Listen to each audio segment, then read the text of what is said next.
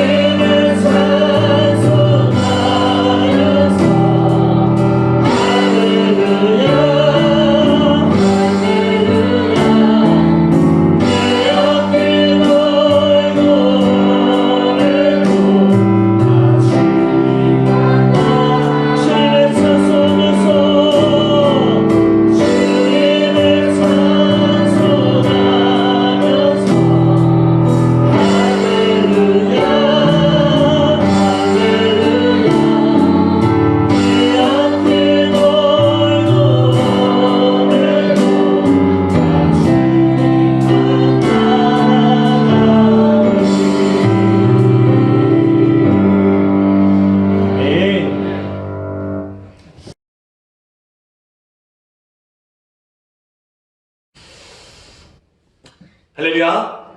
네, 오늘은 참 기쁜 날입니다. 우리 코로나 사태로 인해 2월 23일에 마지막 예배를 드리고 거의 2달여 만에 한 자리에 모여서 예배할 수 있게 되었습니다. 오늘 이 자리에 함께하게 하신 우리 하나님께 우리 감사와 영광의 박수 올려드리겠습니다. 할렐루야.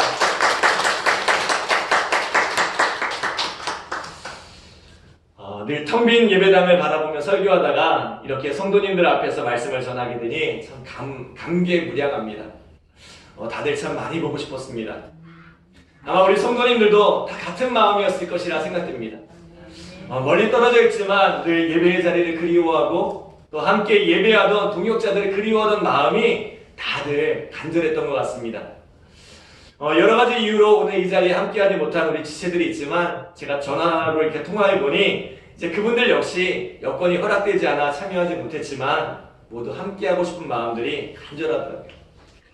하루속히 이 코로나가 잠잠게 되어 우리가 마음껏 예배할 수 있는 날이 돌아오기를 고대합니다. 더 뜨겁게 찬양하고 또 더 뜨겁게 기도하며 더 풍성한 교제를 누리는 날이 속히 오기를 간절히 기도합니다. 지난주부터 우리는 빌립보서의 말씀을 나누고 있습니다. 지난주에도 말씀드렸던 것처럼 이 빌립보서는 바울이 로마 감옥에 갇힌 가운데 쓴 옥중서신입니다. 그 시기가 언제인지는 학자들마다 견해가 조금 다르지만 그는 감옥에 갇혀 언제 나올지 모르는 상황 가운데 있습니다. 뿐만 아니라 그가 죄 없이 억울하게 감옥에 갇혀 있지만 예수님처럼 억울하게 죽임을 당할 처지에 놓여 있습니다. 그러나 그러한 고난의 현장에서 사도 바울은 기쁨을 노래하며 빌립보의 성도들에게 이 기쁨의 서신을 전하고 있는 것입니다. 사랑하는 여러분, 오늘 우리 앞에 코로나라는 고난이 있지만 또 경제위기라는 고난이 있지만 그 속에서도 기쁨의 꽃을 활짝 피우는 우리 믿음의 성도들 되시기를 간절히 기도합니다. 오늘은 빌립보서 2번째 시간으로 나는 기뻐하고 또한 기뻐하리라 라는 제목으로 하나님 말씀 증거하도록 하겠습니다. 주중에 사도 바울의 옥중 생활을 담은 이 바울이라는 영화를 봤습니다. 영화의 배경은 이 네로 황제가 로마에서 일어난 화재를 이 그리스도인들에게 덮어씌워서 교회와 그리스도인들을 핍박하던 때입니다. 이 일로 바울은 2차 수감 생활을 시작하게 되었고 결국 바울은 목이 잘려 순교를 당하면서 영화는 끝이 납니다. 이 영화를 통해 바울의 수감 생활이 얼마나 고통스러웠을지를 엿볼 수 있었습니다. 캄캄한 지하 감옥에 갇혀 평소 앓던 안질이 더 심해져 앞을 보기 힘들 정도였습니다. 잦은 채찍질로 인해 허리뼈가 틀어지면서 앉거나 눕는 것조차 고통스러웠습니다. 너무나도 절망적인 현실, 도저히 기뻐할 수 없는 현실 가운데 있는 바울이지만 오늘 사도 바울은 다시 한번 이렇게 외칩니다. 나는 기뻐하고 또한 기뻐하리라. 여러분, 사도 바울이 누가 보아도 절망적인 현실 속에서 나는 기뻐하고 또한 기뻐하리라 외칠 수 있었던 이유가 무엇입니까? 그는 세상을 보는 또 다른 눈을 가지고 있었기 때문입니다. 영화 속에서 사도 바울은 이 간수장과의 대화에서 이런 이야기를 합니다. 간수장은 부도, 명예도, 권력도 얻지 못하는 이 바울이 도대체 무엇을 위해 지금까지 각오하며 사느냐고 묻습니다. 그때 사도 바울이 이런 이야기를 합니다. 바닷물을 손에 쥐면 그 물은 금세 손에서 빠져나갑니다. 세상 사람들은 손에서 빠져나가는 이 물을 잡기 위해 안달하며 살아갑니다. 그러나 우리는 손에서 빠져나가는 물이 아니라 바닷물을 소유하기 위해 살아갑니다 라고 이야기합니다. 여러분, 손에서 빠져나가는 그 물을 잡기 위해 사는 사람과 거대한 바다를 소유하고 살아가는 삶은 다를 수밖에 없다는 것입니다. 사도 바울이 절망적인 상황에서도 여유를 가질 수 있었던 이유가 이 비참한 현실 속에서도 기쁨을 노래할 수 있었던 이유가 바로 여기에 있었던 것입니다. 사도 바울은 비록 죄수의 신분이었지만 그 어느 누구에게도 찾아볼 수 없는 품격이 있었고 그러한 믿음의 태도로 인해 그리스도인들에게는 물론이고 그를 채찍질하고 괴롭게 했던 간수들에게조차 영향력을 미칠 수 있었던 것입니다. 사랑하는 여러분, 저는 오늘 우리 안에 이런 사도 바울과 같은 여유와 넉넉함을 소유하기를 소원합니다. 세상 모든 사람이 똑같이 고난을 당하고 참 힘겨운 나날들을 보내고 있습니다. 그러나 이러한 세상에서 우리 그리스도인들은 이 고난을 대하는 태도가 달라야 한다고 생각합니다. 함께 고난을 당하고 함께 아파하지만 그 속에서도 기뻐할 수 있고 그 속에서 누군가를 격려하고 위로하는 그런 넉넉함이 우리들 가운데 함께하기를 간절히 기도합니다. 자, 그렇다면 사도 바울이 이런 고난 중에도 이 여유를 잃지 않고 기뻐할 수 있었던 이유가 무엇입니까? 우리 첫 번째로 그는 고난 속에서 또 다른 기회를 보았기 때문입니다. 고난 속에서 또 다른 기회를 보았던 거예요. 우리 12절로 14절 말씀 함께 읽겠습니다. 12절로 14절 시작. 형제들아, 내가 당한 일이 도리어 복음 전파의 진전이 된 줄을 너희가 알기를 원하노라. 이러므로 나의 매임이 그리스도 안에서 모든 시위대 안과 그 밖에 모든 사람에게 나타났으니 형제 중 다수가 나의 매임으로 말미암아 주 안에서 신뢰함으로 겁없이 하나님의 말씀을 더욱 담대히 전하게 되었느니라. 아멘. 자, 사도 바울이 감옥에 갇혀 고난을 받는 것은 누가 보아도 불행한 일입니다.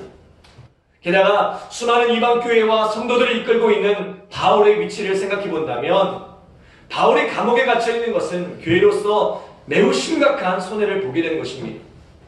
그런데 바울은 여기서 남들이 보지 못한 기회를 보게 됩니다. 당시 세상의 중심이라고 하는 로마에 복음을 전할 수 있는 기회라고 믿었던 것입니다. 사실 바울은 로마 감옥에 갇힐 이유가 하나도 없었습니다. 얼마든지 그것을 피할 수 있었습니다. 그러나 죄인으로 로마로 끌려갈 것을 알면서도 이 예루살렘 교회로 향했고 또 로마로 가기 위해 가이사에게 상소하여 결국 죄수의 신분으로 로마에 끌려갔습니다. 때문에 사도 바울은 이 억울한 옥살이를 하면서도 여느 죄인과 달랐습니다. 자신의 신세를 한탄하며 세상을 증오하는 다른 죄인들과 달리 열악하고 힘든 상황 속에서도 감사와 사랑을 잃지 않았습니다. 기회가 닿는 대로 그는 복음을 전하기 위해 힘썼습니다. 덕분에 로마의 모든 시위대 안과 그 밖의 모든 사람들에게 복음이 증거되는 기회를 얻게 되었습니다. 여러분, 바울이 로마 감옥에 갇히지 않았다면 이런 기회도 찾아오지 않았을 것입니다. 뿐만 아니라 바울이 감옥에 갇혀 있음에도 불구하고 복음을 전하고 있다는 이 소식은 다른 모든 성도들에게 용기를 가져다 주었습니다. 바울이 저런 고난 속에서도 복음을 전하고 있는데 우리가 이 정도 고난 때문에 이 정도의 핍박 때문에 이 복음 전하기를 주저하면 되겠느냐는 것입니다. 여러분, 그래서 복음의 열심을 잃어버렸던 자들이 믿음이 흔들리고 있던 사람들이 더 굳건한 믿음으로 세워지더라는 것입니다. 바울은 그 고난의 반대편에서 일어나고 있는 일들을 보았던 것입니다. 여러분, 모든 일에는 양면성이라는 것이 존재합니다. 세상의 모든 것이 절대선과 절대악으로 그렇게 나뉘어지지 않습니다. 선과 악이 함께 공존하는 것이 오늘날 우리가 살아가는 세상입니다. 아무리 선하고 인격적으로 훌륭한 사람도 털어보면 먼지가 나옵니다. 반대로 모두에게 손가락질 받는 천인공노한 죄인이라 할지라도 그 또 다른 한편에는 선한 구석이 있습니다. 세상 일도 마찬가지입니다. 아무리 좋은 일도 그 반대편에는 역기능이 존재하고 아무리 우리를 힘들게 하는 그 일도 그 반대편에는 순기능이 존재합니다. 저는 이번에 우리나라가 코로나 사태를 잘 이겨낸 이유가 이 정부의 방역 정책이나 또 의료진의 헌신적인 수고도 있었지만 이 미세먼지로 인한 마스크 착용의 생활화가 큰 몫을 감당했다고 생각합니다. 지난해까지만 해도 이 미세먼지 때문에 우리가 얼마나 많은 불편함을 하소연했습니까? 숨도 마음대로 못 쉬는 나라라고 투정을 부렸던 그런 기억이 있습니다. 그런데 그 미세먼지 덕분에 마스크를 충분히 생산할 수 있는 능력을 갖추게 되었고 일상에서 마스크를 쓰는 습관이 길러진 것입니다. 또 이번에 코로나 사태로 인해서 많은 인명이 고통을 받고 또 경제적인 위기를 겪고 있지만 또 다른 한편에서는 심각하게 오염되었던 환경이 정화되고 있다고 합니다. 바다가 깨끗해지고 맑은 하늘을 보게 되었습니다. 사만삼이라 불리던 이 봄날이 그 어느 때보다도 깨끗해졌습니다. 여러분, 이처럼 모든 일에는 양면성이 있습니다. 아무리 힘든 고난도, 아무리 고통스러운 시간이라 할지라도 그 반대편에는 반드시 새로운 기회가 있고 순기능이 존재합니다. 우리 믿음의 사람들은 이것을 볼 수 있어야 합니다. 이번에 4월부터 제가 이제 1단지, 2단지를 나누어서 이제 관리하게 되는데, 우리 관리소장님을 대신해서 제가 이제 상가를 직접 관리하게 되었습니다. 지난 몇 주간 상가일로 이제 인수인계를 받고 또 이제 일을 새롭게 세팅하느라 참 바쁜 시간을 보냈습니다. 몇 주 동안 제가 상가일로 바쁘게 지내니까 아내가 그런 이야기를 합니다. 목회도 다 감당이 안 돼서 힘들어하는 사람이 왜 뭐하러 사서 고생을 하냐고, 왜 상가일까지 맡아서 하느냐는 것입니다. 당신이 수고한다고 해서 단 얼마의 사례를 받는 것도 아니면서 굳이 이렇게 고생할 필요가 있냐고 합니다. 여러분, 분명히 수고로움이 따릅니다. 그러나 제가 직접 관리함으로 단 얼마라도 우리 상가에 입주한 분들에게 도움이 되더라고요. 우리 교회에도 한 30, 40만 원 정도가 절약되더라고요. 또 조명도 교체하고 적극적으로 환경 개선에 나서니까 이 상가 입주민들의 호응이 참 좋습니다. 그동안 교회가 상가 안에서 많은 비중을 차지하면서도 선한 영향을 주지 못하고 있었는데, 이번 기회를 통해서 작은 부분이지만 교회가 세상을 섬길 수 있는 또 하나의 기회를 만들어가고 있습니다. 그런 의미에서 저는 지난 2달의 시간도 이 지역사회 안에서 선한 이미지를 쌓는 시간이 되었다고 믿습니다. 코로나로 인해 2달 동안 교회 안의 모든 현장 예배가 중단되었습니다. 주일 예배만 간신히 온라인으로 드렸고 그마저도 온전히 들으기 힘들었던 분들이 계셨습니다. 많은 분들이 답답함을 호소하셨습니다. 힘든 시기에 예배마저 드리지 못하니 답답해서 견딜 수가 없다는 것입니다. 힘들 때마다 목 놓아 부르짖으며 그 고비고비를 넘어오셨던 분들이 부르짖지 못하니 얼마나 답답했겠습니까? 여러분, 우리가 예배를 강행했다면 얼마든지 예배를 드릴 수 있었습니다. 그리고 돌아보면 그렇게 예배를 드렸다고 해도 사실 문제가 되지 않았을 것 같습니다. 그러나 저는 우리가 이 불편함을 참아낸 그것이 이 지역사회 안에 선한 이미지를 쌓는 작은 역할을 했다고 믿습니다. 교회와 성도들은 당장 불편하고 힘들었지만 이 지역사회 안에 신뢰를 쌓는 또 하나의 발걸음이 되었다고 생각합니다. 사랑하는 여러분, 고난을 보여지는 대로 보지 마시고 고난의 뒷면에 있는 그 기회와 순기능을 바라볼 수 있는 이 눈을 가지시기 바랍니다. 그리하여 고난을 두려워하지 않고 고난을 통해 주어진 기회를 기뻐하는 우리 교회와 우리 성도들 되시기를 간절히 기도합니다. 두 번째로, 바울이 고난 중에도 여유를 갖고 또 기뻐할 수 있었던 이유는 다른 이들과 경쟁하지 않았기 때문입니다. 자, 우리 15절로 18절 말씀 함께 읽겠습니다. 15절로 18절 시작. 어떤 이들은 투기와 분쟁으로, 어떤 이들은 착한 뜻으로 그리스도를 전파하나니 이들은 내가 복음을 변증하기 위하여 세우심을 받은 줄 알고 자랑으로 하나 그들은 나의 매임에 괴로움을 더하게 할 줄로 생각하여 순수하지 못하게 다툼으로 그리스도를 전파하느니라. 그러면 무엇이냐? 거칠애로 하나 참으로 하나 무슨 방도로 하든지 전파되는 것은 그리스도니 이로써 나는 기뻐하고 또한 기뻐하리라. 아멘. 자, 사도 바울의 곁에는 감옥에 갇힌 바울을 헌신적으로 돕는 이들이 있었습니다. 감옥에 갇힌 바울을 대신하여 이 로마 교회를 돌보던 브리스길라와 아굴라 같은 사람들이 있었고, 목숨을 걸고 감옥에 들어와 바울의 편지와 일대기를 기록하던 이 누가와 같은 이들이 있었습니다. 그러나 이방교회의 지도자였던 바울이 감옥에 들어간 틈을 타서 교회의 주도권을 잡고자 하는 이들이 또한 있었다는 것입니다. 그들은 바울에 대한 질투와 경쟁심으로 복음을 전하고 사람들에게 자신의 이름을 드러내고자 했던 것입니다. 그런데 이러한 이들을 향한 바울의 반응이 어떻습니까? 그들이 어떠한 동기와 어떠한 목적을 가지고 하든지 그로 인해서 그리스도가 전파되었으니 나는 기뻐하고 또한 기뻐하리라 라고 고백합니다. 만약 바울의 마음에도 저들과 같은 질투와 경쟁심이 있었다면 그가 이런 고백을 드릴 수 있었을까요? 바울은 그들을 경계하고 비난했을 것입니다. 그리고 그 또한 깊은 수렁에 빠지게 되었을 것입니다. 누구보다도 헌신했던 나는 감옥에 갇히게 되었는데 저들은 수고도 없이 내 공로를 가로채고 이 영광의 자리에 서 있다고 처지를 비관했을 것입니다. 그러나 바울의 관심은 자신의 이름을 내는 데 있지 않았습니다. 때문에 그들과 경쟁할 필요조차 느끼지 못했습니다. 오히려 그로 인한 복음의 진전에 기뻐할 수 있었던 것입니다.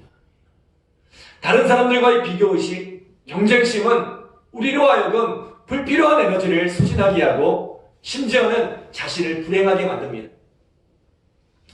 3월 첫 주에 이제 온라인 예배를 처음 시작하면서 이제 저도 집에서 가족들과 함께 TV로 이제 예배를 드렸습니다. 첫 온라인 예배에 또 여러 가지로 부족한 상황에서 드리는 예배이다 보니까 여러 가지로 미숙함이 참 많았습니다. 그런데 예배를 딱 마치고 나니까 온누리 교회 예배가 이제 실황으로 방송되고 있는 거예요. 얼마나 비교가 되었는지 모릅니다. 아마 우리 성도님들도 그 어느 때보다 더 많이 그 방송을 통해 다른 교회 예배들을 접하셨을 것이라 생각됩니다. 첨단의 방송 장비를 갖추고 전문적으로 편집된 예배, 또 매끄럽게 진행되는 예배와 주옥 같은 메시지에 비하면 우리가 드리는 온라인 예배는 참 허술해 보입니다. 그래서 일부 교회들은 아예 영상 찍는 것을 포기하고 대형 교회들의 준비한 그 영상이나 실황을 보라고 하는 그런 교회들도 있다고 합니다. 물론 그것도 나쁘지 않은 선택이라고 생각됩니다. 그러나 모든 것이 부족함에도 불구하고 제가 영상을 통해 영상 예배를 올린 것은 하나님께서 저를 통해 우리 새생명교회에 또 우리 성도들에게 주시고자 하는 메시지가 있다고 믿기 때문입니다. 단지 예배를 드리는 것이 목적이라면 뭐 그리 많은 교회가 필요하겠습니까? 정말 탁월한 설교자들이 있는 그 몇몇 교회면 충분하지 않겠습니까? 그러나 하나님께서 이곳에 새생명교회를 세우시고 저를 이곳에 목사로 부르신 것은 하나님께서 이 공동체 가운데 주시고자 하는 메시지가 있기 때문입니다. 그들이 어떠한 동기와 어떤 목적을 가지고 저는 잘하든지 못하든지 그 부르심에 충실할 뿐입니다. 그러나 제가 만약 이창수 목사님이나 우리 분당 우리 교회 또 김병삼 목사님이나 우리 만납교회 같은 그런 교회들과 이 비교의식에 빠져 있다면 제가 이 사역을 온전히 감당할 수 있을까요? 아마 저는 늘 자괴감에 빠져 있을 것입니다. 그러나 제가 이 사역을 감사하고 기뻐할 수 있는 것은 저 자신을 어떤 목사님들과 비교하거나 우리 새생명교회를 다른 어떤 교회와 비교하지 않기 때문입니다. 저는 목사로서 제게 맡겨진 사명에 충실하고 우리 새생명교회는 우리 새생명교회에 맡겨진 그 사명에 충실하면 그만입니다. 저는 오늘 우리 성도들 삶도 마찬가지라고 생각합니다. 로마서 12장 3절에 보면 내게 주신 은혜로 말미암아 너희 각 사람에게 말하노니 마땅히 생각할 그 이상의 생각을 품지 말고 오직 하나님께서 각 사람에게 나누어 주신 믿음의 분량대로 지혜롭게 생각하라 라고 말씀합니다. 우리가 이 말씀에서 포인트를 두어야 할 부분이 어디입니까? 각 사람입니다. 각 사람이 마땅히 생각할 분량이 있다는 것입니다. 많은 이들이 불행에 빠지는 이유가 무엇입니까? 각 사람이 마땅히 생각할 그 분량을 넘어서 생각하기 때문에 불행해지는 것입니다. 내 남편과 내 아내에 대한 생각을 넘어서 다른 사람의 남편, 다른 사람의 아내와 비교하기 시작할 때 내 인생이 불행해지는 것입니다. 다른 사람의 자녀를 또 다른 사람의 부모를 내 자녀와 내 부모와 비교하기 시작할 때에 불행해지는 것입니다. 내 삶을 다른 사람의 삶과 비교하고 내가 가진 것을 다른 사람이 가진 것과 비교할 때에 우리는 불행해지는 것입니다. 사람은 누구나 하나님께서 각 사람에게 나누어 주신 은사가 있고 각 사람이 감당할 수 있는 분량이 있습니다. 하나님께서 우리에게 기대하시는 것은 그 은사와 분량을 뛰어넘어 더 큰 일을 감당하는 것이 아니라 내게 맡겨주신 분량을 충성되이 감당하며 그 안에서 기뻐하고 감사하는 것입니다. 우리가 마땅히 생각해야 할 그 이상의 것을 품고 허황된 것을 쫓는 것이 아니라 우리의 주어진 자리에서 우리에게 맡겨진 그 삶의 최선을 다해 살아가는 것을 기대하십니다. 그리고 우리가 그렇게 우리 각자에게 주어진 삶의 만족감을 누리며 살아갈 때에 우리는 사도 바울과 같이 다른 이들의 승리에 박수 쳐줄 수 있고 또 그것으로 인해 함께 기뻐할 수 있는 여유와 넉넉함을 소유하게 되는 것입니다. 여러분 오시면서 보셨겠지만 우리 밖에 심겨진 나무들을 한번 보시기 바랍니다. 그것들이 아름다운 이유가 무엇입니까? 다양함 속에 어우러져 있기 때문입니다. 여러분 높이 솟은 소나무로부터 중간 사이즈의 나무들과 바닥에 심겨진 작은 꽃나무들이 어우러져 아름다운 동산을 만들어내는 것입니다. 소나무는 소나무이기 때문에 아름다운 것이고 철쭉은 철쭉이기 때문에 아름다운 것입니다. 만약 철쭉이 소나무만큼 자란다고 생각해 보십시오. 그것이 아름다울까요? 각자가 각자의 몫에 충실할 때에 그 동산이 아름다워지는 것입니다. 사랑하는 여러분, 여러분은 여러분 자체로 충분히 아름다우십니다. 여러분, 여러분의 삶은 그 삶 자체로 충분히 존귀합니다. 오늘 우리가 바울과 같이 비교의식과 경쟁의식에 빠지지 않으므로 여유와 기쁨을 잃지 않는 우리 믿음의 성도들이 되시기를 간절히 기도합니다. 마지막으로 바울이 고난 중에도 여유를 잃지 않고 기쁨을 잃지 않을 수 있었던 것은 바울 속에 사시는 분이 그리스도였기 때문입니다. 우리 20절로 21절 말씀 함께 읽겠습니다. 20절로 21절 시작. 나의 간절한 기대와 소망을 따라 아무 일에든지 부끄러워하지 아니하고 지금도 전과 같이 온전히 담대하여 살든지 죽든지 내 몸에서 그리스도가 존귀하게 되게 하려 하나니 이는 내게 사는 것이 그리스도니 죽는 것도 유익함이라. 아멘. 자, 우리가 그리스도인이 된다는 것은 우리의 삶의 주인이 바뀌어지는 것이라고 했습니다. 내가 내 삶의 주인이었던 삶에서 예수 그리스도가 내 삶의 주인이 되시는 것, 그것이 바로 그리스도인이 되는 것입니다. 그러므로 우리가 예수님을 믿기 전까지는 내 자신을 만족하기 위해 내 육체의 소욕을 이루기 위해 살았지만 이제는 예수님께서 내 삶의 주인이 되셨기 때문에 예수님을 만족해 하는 삶을 살아가는 것입니다. 그런데 이것이 예수님을 만족시켜드려야 한다는 의무감에서 하는 것이 아닙니다. 내 속에는 이런 욕망들이 가득 차 있는데 그것을 꾹 참고 억지로 주님을 위해 살아가는 것이 아닙니다.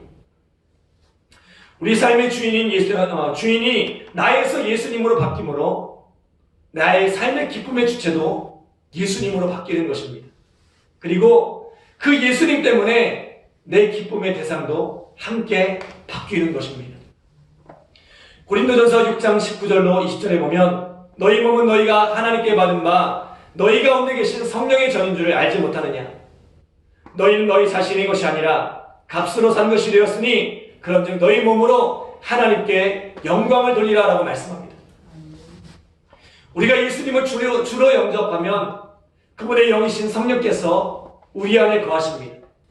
그래서 우리가 하나님 앞에 범죄하거나 잘못된 일을 하면 우리 속에 성령님이 근심하시고 슬퍼하십니다. 우리가 예수님을 믿고 나면 우리의 양심이 더 선명해지는 이유가 여기에 있습니다.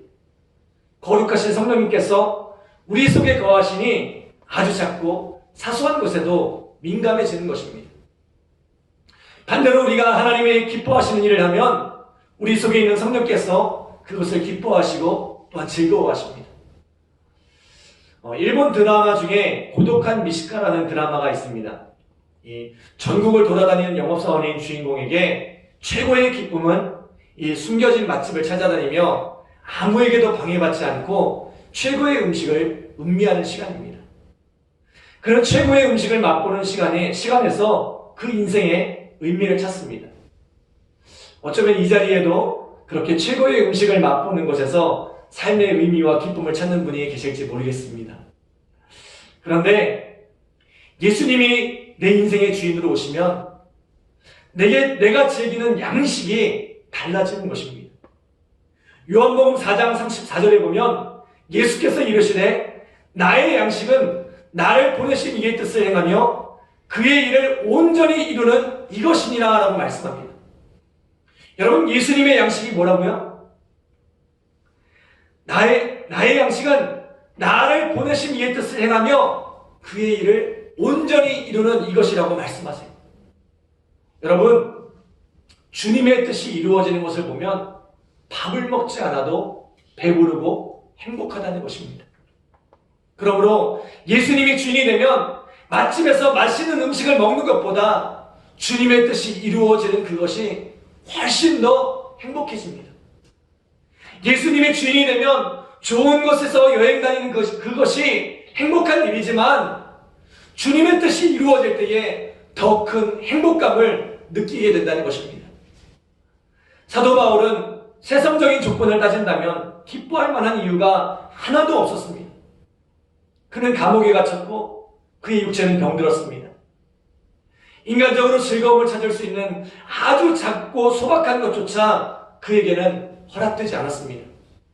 그러나 예수님께서 바울의 인생의 주인이 되셨기에 주님의 뜻이 이루어지는 것을 바라보며 무엇보다도 기뻐할 수 있었던 것입니다. 지난주 말씀드렸던 것처럼 내 안에서 착한 일을 시작하신 이가 그리스도 예수의 날까지 그 일을 멈추지 않으십니다. 나는 멈추었을지라도 주님은 지금도 주님의 일을 이루어가고 계십니다. 내 삶에 예수님이 주인이 되시면 우리 안에 기뻐할 만한 어떤 조건이 없을지라도 우리는 이것으로 기뻐할 수 있는 것입니다. 사랑하는 여러분, 오늘 우리의 삶의 주인은 누구십니까? 예수님께서 내 삶의 주인이 되셔서 주님의 뜻이 이루어지는 그것이 우리 최고의 기쁨이 되어지는 우리 믿음의 성도들 되시기를 간절히 기도합니다. 말씀을 정리합니다. 사도 바울이 지독한 고난 가운데서도 이 여유와 넉넉함을 잃지 않을 수 있었던, 또 기쁨을 잃지 않을 수 있었던 그 이유가 무엇입니까? 첫 번째로 고난 뒤에 숨겨진 기회를 보았기 때문입니다. 여러분, 모든 일에는 양면성이 존재한다고 했습니다. 아무리 힘든 고난에도 반드시 순기능이 존재하고 기회가 존재합니다. 우리 그리스도인들은 고난 중에도 이 기회를 바라보기에 기뻐할 수 있는 것입니다. 두 번째로 고난 중에도 여유와 기쁨을 소유할 수 있었던 것은 비교의식과 경쟁에 빠지지 않았기 때문입니다. 하나님께서 각 사람에게 주신 분량을 따라 생각하며 그것에 충성을 다할 때에 우리는 여유를 잃지 않을 수 있고 또 오히려 상대방의 성공을 기뻐하고 축복할 수 있는 것입니다.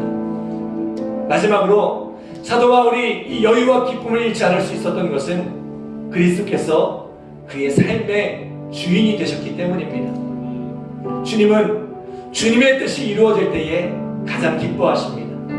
그러므로 주님께서 우리의 주인 되시면 우리는 주님의 뜻이 이루어질 때에 가장 기뻐할 수 있습니다. 사랑하는 여러분, 비록 우리가 고난의 때를 지나가고 있지만 이 고난의 때에 사도 바울과 같이 여유와 넉넉함 또 기쁨을 잃지 않는 우리 믿음의 성도들 되기를 소원합니다. 사도 바울이 나는 기뻐하고 또한 기뻐하리라 고백했던 것처럼 오늘 우리 안에도 이런 기쁨의 고백들이 넘쳐나는 우리 믿음의 성도들 되시기를 간절히 기도합니다.